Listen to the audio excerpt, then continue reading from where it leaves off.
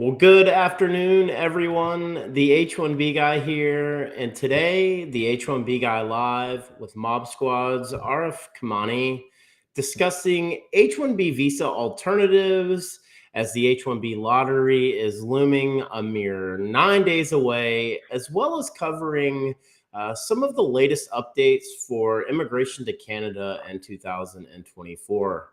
But before we get started, I'd like to ask you to make sure that you are subscribed to the H1B Guy channel here on YouTube and like this video so that I can continue to produce more content like this for you.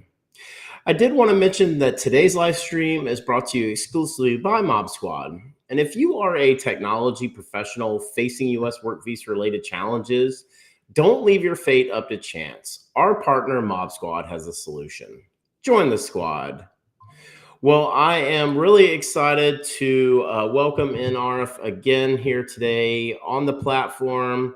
Arif, I think it's your fourth time now here on the channel, which is climbing up very quickly with several others that I've had the opportunity to interview and bring on the platform. And just really excited to have you join me here today, a little after 2 p.m. Eastern here in the U.S. as well as in Canada. But how you doing today? Really good. Yeah, no, thanks for having me on. As you mentioned, with the lottery coming up soon, we're busy as we ever are, but so it's very timely. Yeah, I think it kind of comes back to one of the messages that we've been talking about for several years now, and we're now entering into our third year of partnerships, which is really hard to believe, and I'm really excited to announce that MobSquad is committed through the remainder of 2024 as a platinum really sponsoring a partner here on the H1B Guy channel and the H1BGuy.com. So we'll have Arif again probably the second half of the year as we start to do kind of an outlook of what's ahead for the last of 2024. But we've also got a lot of other great content planned over the next several months to continue to make sure that MobSquad and the white glove service that you guys provide is front of mind. We've had you on and we've talked about many times global talent stream, express entry. We've talked about the Canadian open work permit. But I think one of the things for me, Arif, that I've really noticed with MobSquad and a lot of the initiatives that have been going on for your organization, really the last 6 months, I've noticed a really significant increase in national Canadian media coverage here in the U.S. MobSquad being recently named one of the best places to work in Canada. What do you think are some of the reasons that are really driving this recognition for MobSquad? Yeah, I mean, first we're always really honored and flattered when those things come out and when we get featured either in media or on some of these lists. Because it's something that we really try and work towards, and it's always exciting to see that come through. I think it's been a couple of reasons really that's driving the recognition. So one is, as we've talked about, and we'll get into a little bit later as well, we really focus on having an amazing engineer and technology professional experience, as well as a really seamless experience for our clients. And so I think we're seeing some of that bear out. As you mentioned, we've been featured pretty consistently as one of Canada's best workplaces by an organization called Great Place to Work that does an independent survey of employees. And so, based on those results, we've been fortunate enough to be featured as one of Canada's best workplace many times.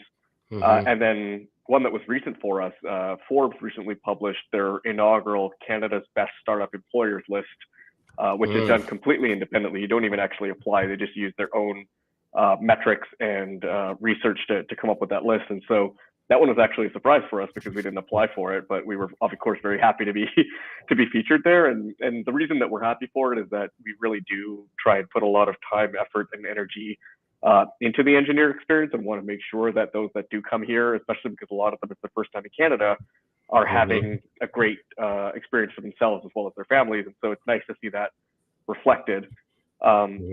The second reason is, I think we've now been established for a while and have proven that we can do what we say we can do for some time now, and have quite a few really good engineering client references that can speak to that. And it's attracted some attention through media. So we were on a panel on CBC up in Canada on the national broadcast around what Canada should think on the future of immigration, and whether they should be increasing, decreasing, or pausing targets there.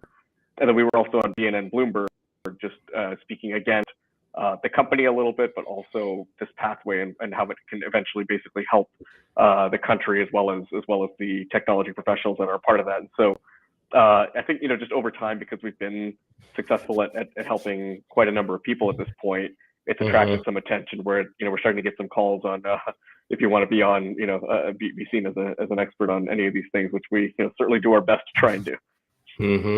Yeah, and I think one of the things we've talked about a good bit is experience does matter, right?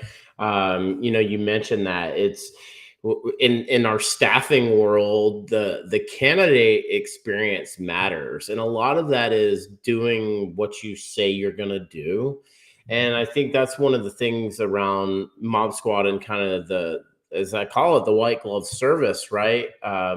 It isn't just about facilitating an individual relocating their occupation. It's about handling it from beginning to end. And that's very important, kind of that acclimation aspect of what is life like, during that transition and that time frame. Referral business is really huge in what we do, right? And so I think those two things are, from my perspective, have been, as you hit on, really big drivers for MobSquad's growth. Is the experience and the referral component. The other thing that you didn't hit on that I would add is really the climate here in the U.S.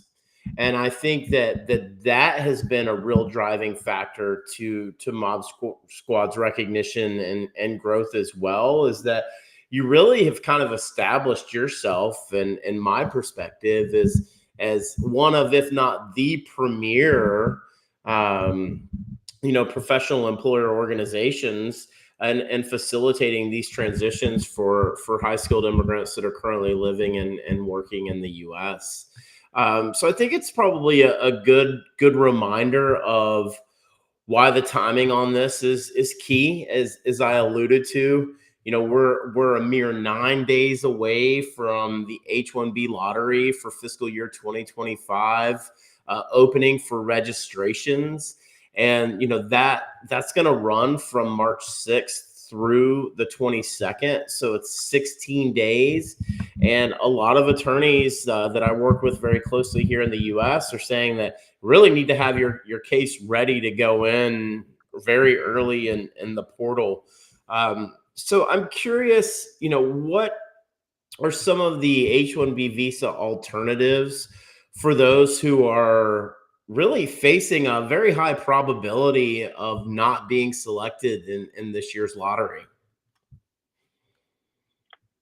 Yeah, I mean, it's a good question, and I know it's obviously timely, because for a lot of the people that are going through this lottery, it will be their last attempt if they're on a STEM OPT visa in that third year. And so, it's about time where people start thinking about, what else can I do if I'm not selected, given that, in any given year, between 20 and 25% of people are selected. So 3 or 4 out of every 5 people will be looking for alternatives, which is obviously challenging. So there's a few. I mean, I think that there's some that we've gone over and some that people have thought about. There's, I would say, 4 answers before we get into MobSquad. One is, you can look at capped exempt organizations. So most companies are subject to the H1B cap, but as I'm sure you've covered on your channel, there are some organizations like nonprofits and universities that are cap exempt, and so individuals can apply to work for those organizations and not be subject to the H1B cap. The challenge with that, obviously, is that if you don't already have that job, there's only so many of them.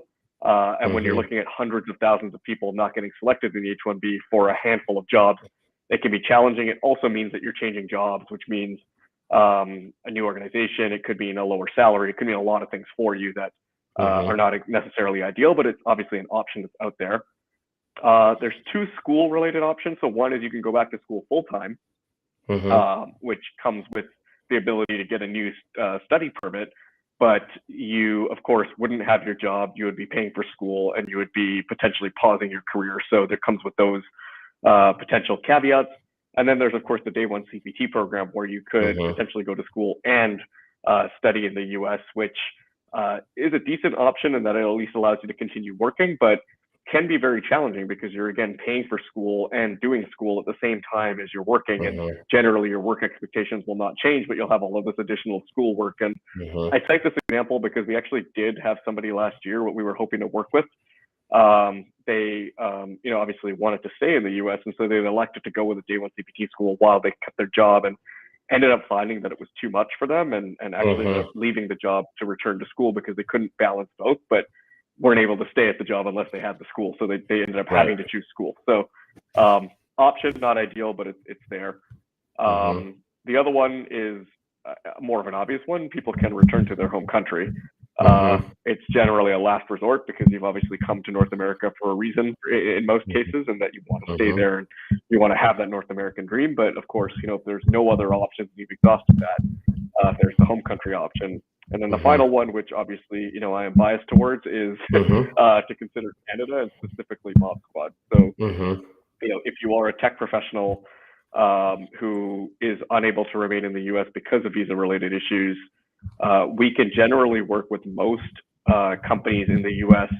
to effectively port the role to Canada. So we would hire you, you'd be our full-time employee, we would pay your salary, we would pay your benefits, you'd work out of our offices, we would do team building, we would do personal development, but you would be contracted back to the company that you were working with in the U.S. on an exclusive and long-term basis. And so it generally creates a win-win-win in that the individual can stay in North America, the company can continue receiving support from you as a tech professional, and you as a tech professional can continue the relationship you have with the company that you are working with, just from Canada through MobSquad.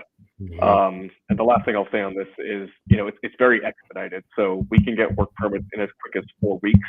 That includes an open work permit for a spouse and study permits for kids, who all get under that same expedited pathway. And we can generally help families obtain permanent residency within 1 year.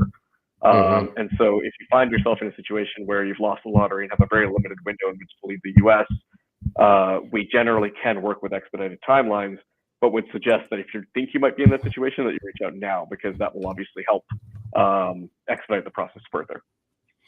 Yeah, and I was going to ask you about the timeline, because I know that's something that's kind of evolved over time, but I still mentioned 4 to 6 weeks, which is good to hear that still is factual. You mentioned a couple of things that I wanted to kind of piggyback on. The cap exempt component is really interesting, and I've had Danielle Goldman on from Open Avenues, and they've kind of become the leader in this cap exempt fellowship space.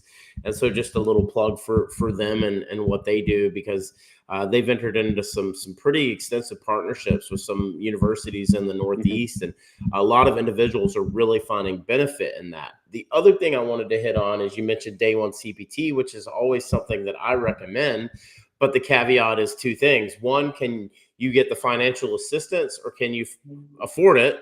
And 2, are you able to balance a full-time workload while also working full-time?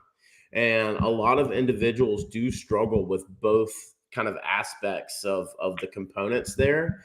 And so I think it's a really good point that you make, to mention, look, you've got several of these options, but ultimately, if you want to stay in the role that you're currently in and still maintain a very similar type of lifestyle, quality of life, that's where the MobSquad option becomes ideal. And I think, kind of leading into my next question, which is, it's always good to go ahead and have the plan in place in case you need to mobilize that plan.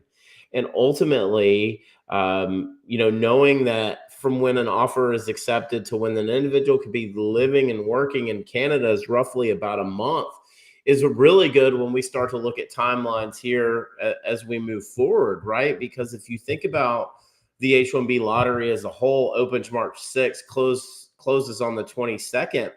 I fully expect beginning on that Saturday, the 23rd, or that Monday, the 25th, 26th, individuals are going to know if they were selected. And at Mm-hmm. that point, if you weren't selected, now this is where that leaving your fate up to chance comes into play outside of just the lottery. But you've got to hope that now a second lottery happens. And one did happen last year. It didn't the previous year. And I know that you and Neil were on, in August of last year, where we talked about, Neil's frustration with the lottery. And here are the options for those of you that weren't selected in this second go around, and holding out hope that a third lottery was going to happen, which it never did. But I think those are all really good points. I mean, they're really, the options do become pretty limited. It's, pursue further education, it's return to your home country, it's look at cap exempt, or it's look at an opportunity like MobSquad. And one of the things that you mentioned, I just wanted to make sure we clarified before we move into the next Mm-hmm. question. And you said that you can work with most U.S. employers, and you did mention this, but I just want to drive home this point, and that is, as long as the occupation qualifies in the tech space, right? Because there are some very specific categories for occupations for Canada that do qualify for the global talent stream. They've expanded that list, and I know you were on last year and we talked about that. Not to belabor it, but I did want to mention, you know, healthcare workers, nurses, and doctors that are looking to go to Canada. This is not the option. Ultimately, this is primarily in our STEAM, our tech space. And so, if someone is looking to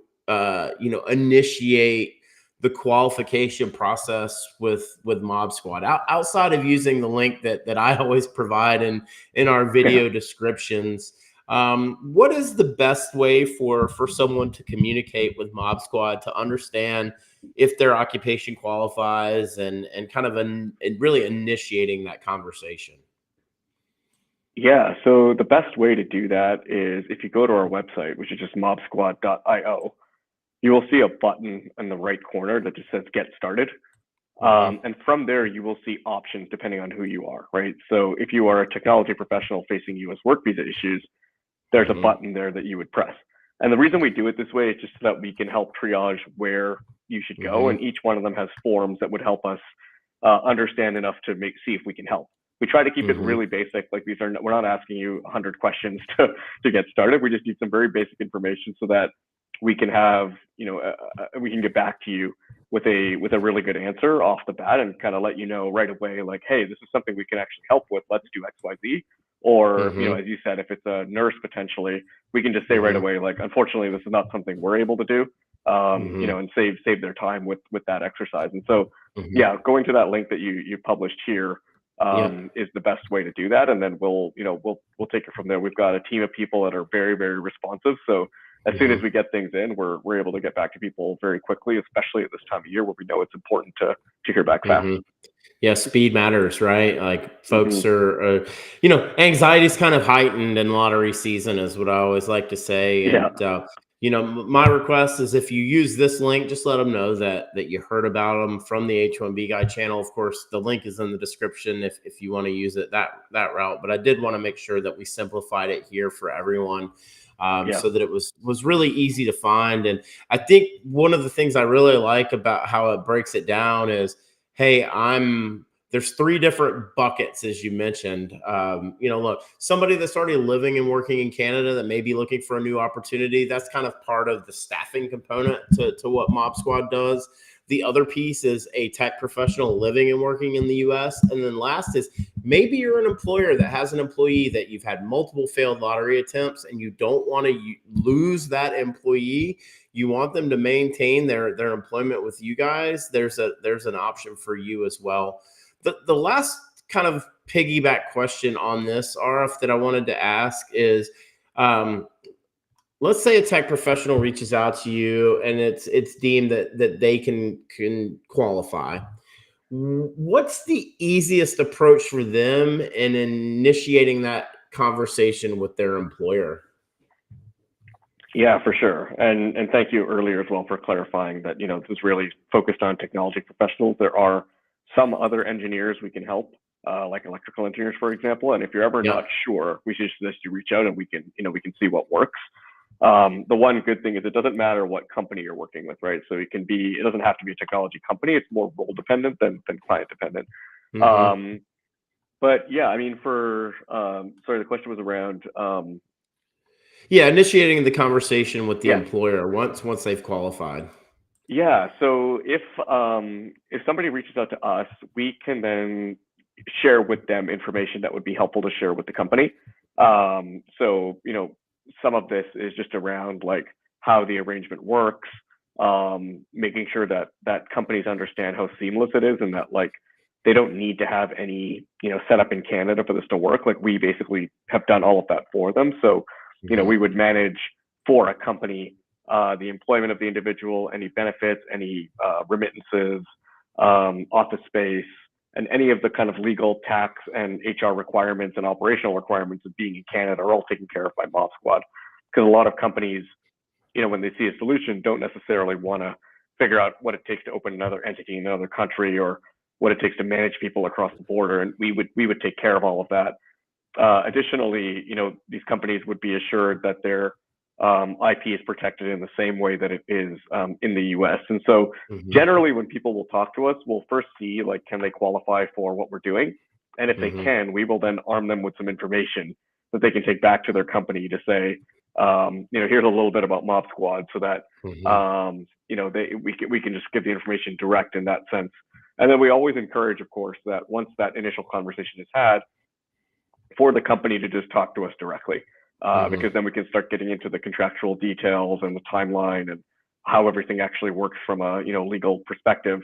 Mm-hmm. We don't want to burden the engineers with too much of that necessarily, because it's a lot Right. of to download. And really, what we want people to take to the company is that it's fast, it's easy, it's relatively seamless, and their company is exactly the wheelhouse of people that we try and work with. And then Mm-hmm. we're more than happy to have conversations with each and every company to kind of go through the specific details. Yeah, and here's where I say it's not an inexpensive undertaking, but the cost of losing the employee far outweighs the fees associated with relocating the individual. It just does. I've seen it time and time again. Um, But I think that's a really good point that if you're an individual and you're reaching out, Mob Squad will provide you with the information, the details you need in order to engage your employer in the conversation and really help guide you, step by step through the process. I wanted to turn the conversation to, kind of the latest in what's going on for immigration initiatives in Canada for 2024. Last year with the tech talent initiatives and the H1B open work permit, it seems like Canada continues to really put a real emphasis on growing the technology talent in Canada. Is there anything that you're aware of right now that's public information or things that you're hearing about on the horizon that would be of interest as we move forward through kind of the rest of 2024? Yeah, so I mean, the good news I think for 2024 is that it's largely actually business as usual, from what we saw in 2023. Mm-hmm. Which is because it means that the streams, like the global talent stream for expedited work permits that that we use, as well as the permanent residency streams for express entry permanent residency, and some of the provincial streams that allow those that may not qualify for federal nominations Mm-hmm. to basically take advantage of provincial nominations, are all still running. And so this is largely good. I mean, there's been, as people have seen, a lot of conversation around immigration, in both Mm-hmm. Canada and the U.S. around how much immigration, is the right amount and makes sense. Um, but what you're seeing from a policy perspective is that the total number of people that Canada plans to let in is basically the same as 2023, and the Mm-hmm. programs that are being used are largely the same. Mm-hmm. Um, One that is worth highlighting, of course, is that within permanent residency last year, they introduced what's called category-based permanent residency, which basically allows the government to prioritize people working in certain occupations. So some of those obviously included healthcare, agriculture, and trades. But importantly for this audience, one that was included was STEM. So generally, most technology occupations and a lot of other engineering occupations maintain their priority status for permanent residency. And the government did announce that they are keeping the same categories that they had in 2024 that were used in 2023. So that it just reaffirmed that STEM will continue to be a priority for permanent residency and obviously for work permits through global talent. And so, there's not a lot of change in store, but I would actually frame that as good. Yeah, sounds like business as usual, but probably from what I'm hearing from you, sounds like a little more consistency in the business as usual than maybe some of the uncertainty that we saw and kind of the weirdness of 2023. So that's really good news. Yeah. Do you see any specific like geographic areas in Canada that are having more demand in their hiring and talent acquisition, specifically in tech? Yeah, I mean, I think there's a few examples. I mean, I think as most people would know and suspect, like Vancouver and Toronto continue to be very hot markets.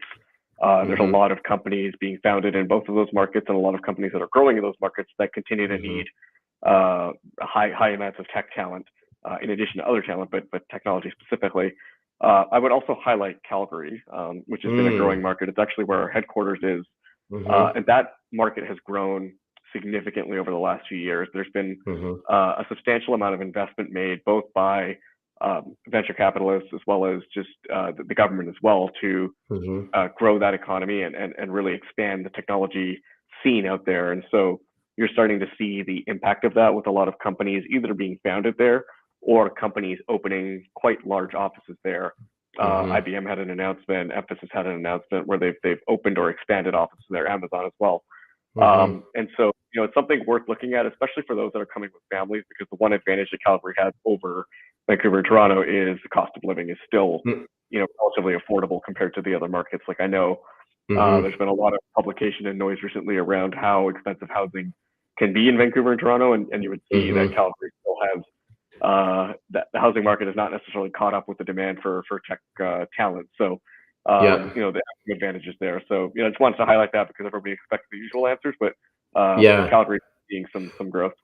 Well, and I think it's really interesting too, because if I were to take like a Vancouver or a Toronto and compare them to US cities, New York, LA, the Silicon Valley kind of comes to mind as comparisons for those metros.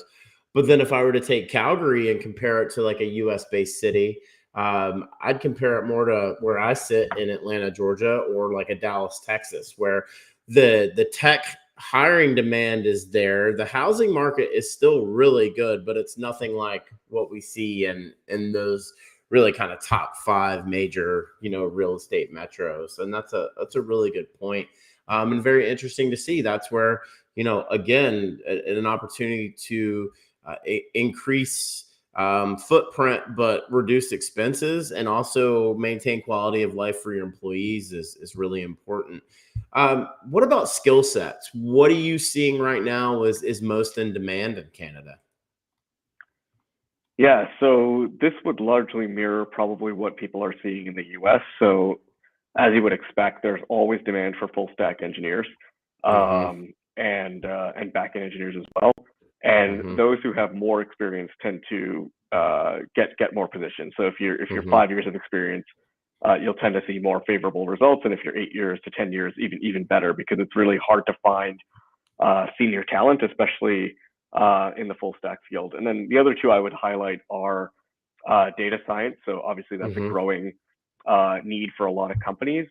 And then of course, as everyone would expect, the machine learning and AI trends that you're seeing in the US have also been in Canada. There are quite a number of companies in Canada that are actually quite on the leadership side of the AI and machine learning world. And so there's been substantial demand there. And I think the thing that's interesting to highlight with that is that you are of course seeing an increasing number of startups and startups that are growing that need these people, but a lot of conventional, companies like consumer packaged good companies, banks, utilities, everybody is starting to need see the need for this machine learning and AI talent because they want to integrate more of that into their process and work. And so it's creating even more strain on the supply for this talent because there's more people trying to even, find these folks than the usual suspects. And so I would say, if you see that it's in demand in the US, it's probably in demand in Canada as well. And the examples I highlighted are probably some of the biggest ones. Yeah, I think you nailed it. We're still seeing tons of demand in the full stack space. AI, machine learning, data science, absolutely. And I kind of couple that all under the data, component. But all of that STEM, right? When you talk about tech and, one of the things you mentioned, and I wanted to ask you about just kind of as a piggyback to your statement, when we see individuals in that 8 to 10 year space, and I know Canada, when we start talking about permanent residency, there's an age component to it. Are you seeing any issues with those more senior resources that maybe are in that more, 35 to 44 demographic? Is there issues there as it relates to age? From an immigration perspective? Yeah. Yeah, so it can be a little bit more challenging on the permanent residency side. So I will say for work permits, there is no condition for age. So Okay. if you are a little bit older and you want to qualify for one of our expedited work permits, it's really just based on occupation and can you do the job and are you being paid a fair wage? And so you will receive the same qualification whether you're 22 or 42 from the work permit angle. For permanent residency in Canada, it's a points-based system, and one of the 4 major factors that they look at, in addition to degree, language skill, job, and previous work experience, is your age. And basically, the younger you are, generally, the more points you will get, and the more favorable your application will be looked at. Having said that, it does not mean that being older means you cannot become a permanent resident. There's several ways to basically work with that. 3 of them that are the ones that we tend to use the most often are provincial nominations is one. So each province has a right to nominate a certain number of people for permanent residency, and they tend to factor age in less than the federal stream would, and would actually look more into qualifications. So BC, for example, has a program called the BC Tech Pilot. Alberta has a program called the Alberta Accelerated Tech Program. Halifax, where we are as well, has the Atlantic Immigration Program. Age is less of a factor for those. And so we're able to often use the provincial system to basically get people their permanent residency instead of just going straight to federal if that's a factor. Number 2 is just accumulating work experience in Canada has a lot of value in permanent residency. And so as you gain 1, 2, or 3 years of experience, which you can do while you're on your work permit, your point scores will shoot up pretty dramatically. And that can overcome a lower score based on age. And so that's obviously an option. It means you have to work a little bit longer before applying, but because you're through us, you will have at least a 3-year work permit, when you start. And so that, it's generally not a barrier. And then the third one is what we talked about earlier, which is the category-based express entry program. And so for that, they prioritize people in certain occupations, STEM being one of them. And so it can help you, again, overcome a lower score because they'll prioritize the STEM piece of it versus the H piece of it. So all that's really to say is that we have a number of ways to factor in if people are older. And we actually do have quite a few employees that are, in their 40s, even 50s, that we've been able to successfully get, permanent residency for, because there's just other ways to make it work. Yeah, and I asked it, Arif, just because it's a question I get a lot, right? Is like, hey, I'm 43, I'm in the backlog, and like, does this even make sense for me to consider? And I think the answer still, to me, when I look at it holistically, is yes. Keep your option open, understand what it is. So I appreciate you really clarifying that. I wanted to make sure I know that's the point we hit. Yeah, no, absolutely. We have not touch wood, had a single case yet that we've not been able to find a path for. Yeah. And so anybody that, has come in, and like I said, our age range has been as low as 21 and as high as in their mid 50s. Yeah. We've been able to figure out a path for it. I think that's where the occupation comes into play more, as you mentioned. And, Mhm. and I, again, just to clarify that's going to outweigh age, but still at least worth mentioning. Hey, look, we're already a little over 30 plus minutes here. I did want to give you the opportunity, if you had like a recent success story, you just wanted to highlight, of course, confidentially speaking, if there was a case that you guys have worked on recently where you helped somebody out that was maybe had no other options. Yeah, absolutely. And I think, we've highlighted a number of H1B cases and had, in fact, people like you mentioned, like Neil on the Yep. webinar before to kind of explain their exact case. One that I wanted to highlight actually was a little bit different because I know this is also a huge component of the H1B lottery. It's people who actually apply from abroad, because you can be in the US or you can be, in India or Ukraine or anywhere else and apply for the H1B visa. And so one I wanted to highlight was actually somebody who arrived just earlier this month and started with us earlier this month. He came with his family from India.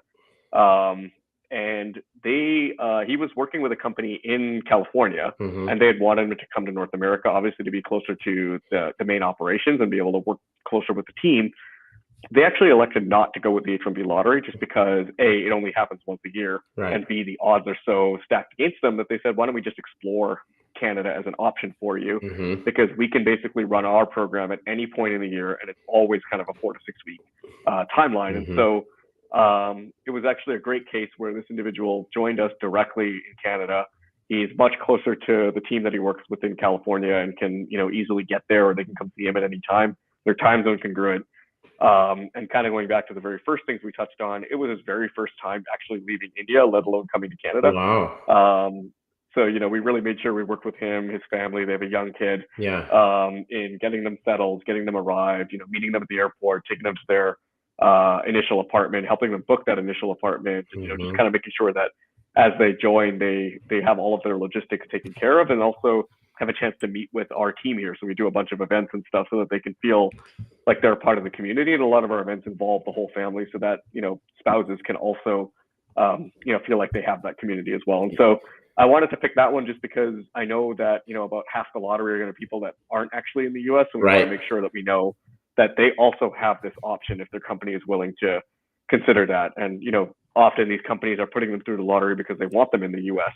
But if that doesn't happen, look at this as an option that can be considered as well. Yeah. And one of the things that I always talk about in, the Mob Squad read is, technology professionals from around the world who are seeking to find a rewarding opportunity in North America. And there's a perfect example of that, right? Like a tech pro from around the world who didn't have any US experience, but had the right occupation to qualify. That's a great story. So just really quick, again, I've in the video description here, I've got RF's LinkedIn profile. Please follow him on LinkedIn. He shares a lot of great content talking about all of the latest and greatest in MobSquad, as well as Canadian immigration. There's links to MobSquad's, get started as well. So if you'll use that link, and as I shared earlier, the link in the stream, mobsquad.io in that upper right is the get started button. But Arif, I just want to say thank you again for taking time out of your day to come on, share all of the great things that are happening at MobSquad, the well-deserved recognition for you and your team. It isn't just about you. As you know, you have an amazing team with a lot of talented individuals that are behind the scenes that make your services, as I said, truly white glove, picking someone up from the airport, delivering them to their residence to make sure they have all the appropriate accommodations they need as they begin the next journey in their professional career. And just can't be really any more grateful to have you on again, and the partnership that we have together. So wanted to thank you so much for your time, and make sure that everyone knows where to find you at the very least. Awesome. Yeah, no, thank you as well. It's always great to be on here. And as you said, if anybody has any questions, reach out on the link, and I'm always available as well. Yep. So if you find me on LinkedIn, I'm happy to chat all the Oh, time. it's super responsive. And so just wanted to remind everyone that today's live stream was brought to you by MobSquad. Are you a technology professional facing U.S. work visa related challenges? Don't leave your fate up to chance. Our partner MobSquad has a solution. MobSquad helps technology professionals facing U.S. work visa related uncertainty remain working with their current U.S. employer nearshore from Canada, as well as technology professionals from around the world who are seeking to find a rewarding opportunity in North America. Through their partnership with the Canadian government, they can obtain a Canadian work permit for you and your spouse in as little as 4 to 6 weeks. So whether you're looking to stay working with your current U.S. employer or you want to find a new opportunity in Canada, please find out how the team at MobSquad can help you. If you'll use the link in the video description below, join the squad. Just wanted to ask everyone again one last time, if you haven't already, please like this video, subscribe to the H1B Guy channel here on YouTube, and click the bell for notifications so you're notified anytime we post new content here to this channel or go live like we did here on February 26th, a little after 2 p.m. Eastern. Arif, I look forward to the next time we get to catch up. Probably be about 6 months or so, I'd guess, maybe closer to the end of August, September again. We'll keep that tradition going. And if anything comes up between now and then and we need to jump on, we'll gladly have you on. So just can't thank you enough. And for everyone who's tuned in here today or made it this far, we really appreciate you taking the time to watch or listen to our discussion here today. For Arif, I'm Robert, the H1B guy, your global source.